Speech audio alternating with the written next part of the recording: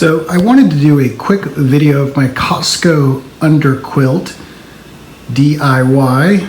I've watched a bunch of videos on these and pretty cool idea, pretty simple. Everyone does something a little bit different, and I think I've done something completely different than what other people do simply because I used grommets instead of sewing and instead of Velcro and instead of the little snaps. The reason I did the grommets is I think it was a Navy thing. We used grommets in the Navy quite a bit. We didn't sew, not really.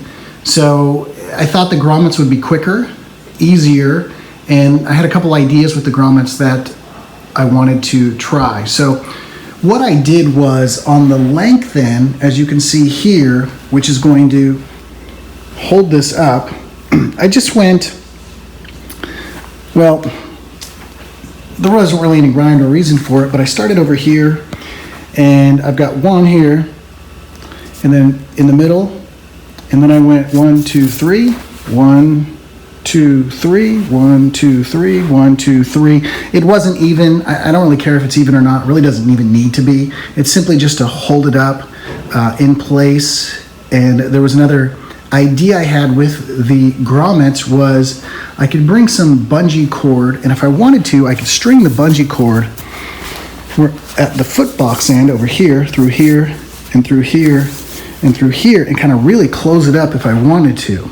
The other reason I wanted to do it this way also was because I can use this S-beaner, as you can see here, clip these two together and clip it to my ridge line or my bug line or whatever I got there, but the ridge line to help hold it up if I needed to.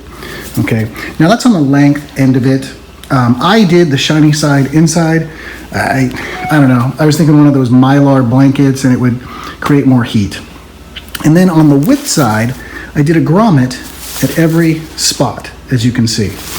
Okay, so at every sew or inseam, whatever this would be, is where I did the grommet. And then I just ran the line, one in, one out. Now on the width end here, that's gonna snug up, which I'll show you in a second, I used bungee cord.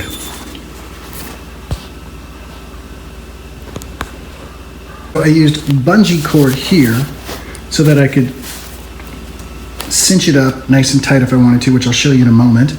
And then on the length end, I used paracord simply because I had the paracord laying around. I didn't buy enough bungee cord. And at the top, if I use a little bungee cord here, it does the same thing, which I'll show you how I did this part in a few moments, okay? So it cinches it up real nice. Let me cinch this up here. You're gonna have a hard time seeing it. Let me do the best I can. So that's cinched up nice and tight there. As you can see, it's nice and tight. There's not gonna be a whole lot of wind or air getting in there. Obviously, I don't have it hooked up to the hammock yet. This is just for display purposes, but you can get the idea. And I can open it up any way I want. Pretty simple. Now I used a single cord lock for the foot and head end, so it'll cinch up nicely. And then I used this is actually supposed to be a single cord lock also. I could have just used the double cord lock and put both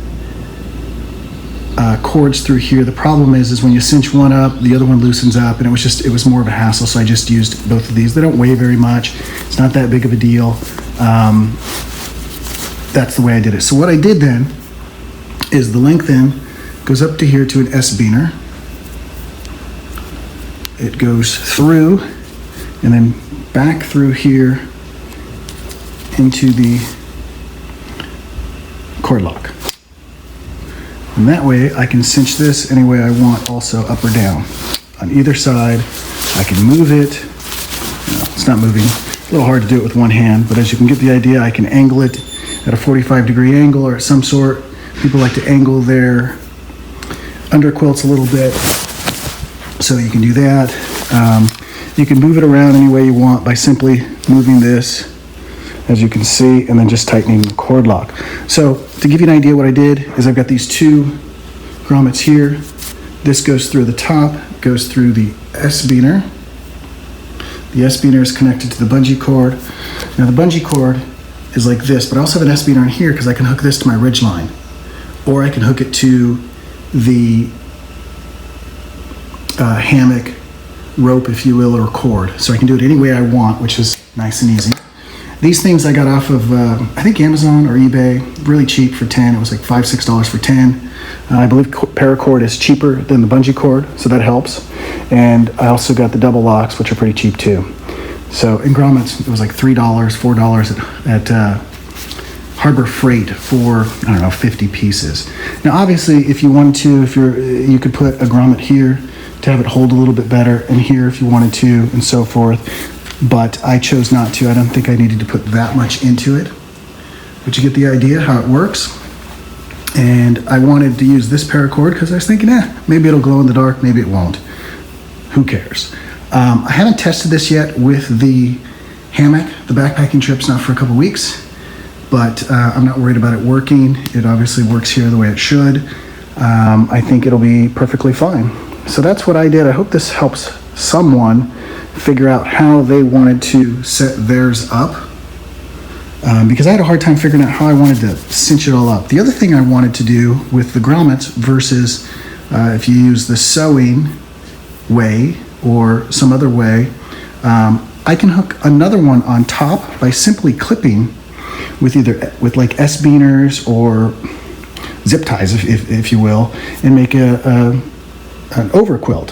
So I put one under here, I flip it over, bada boom, bada bing. Thanks guys, hope this helped.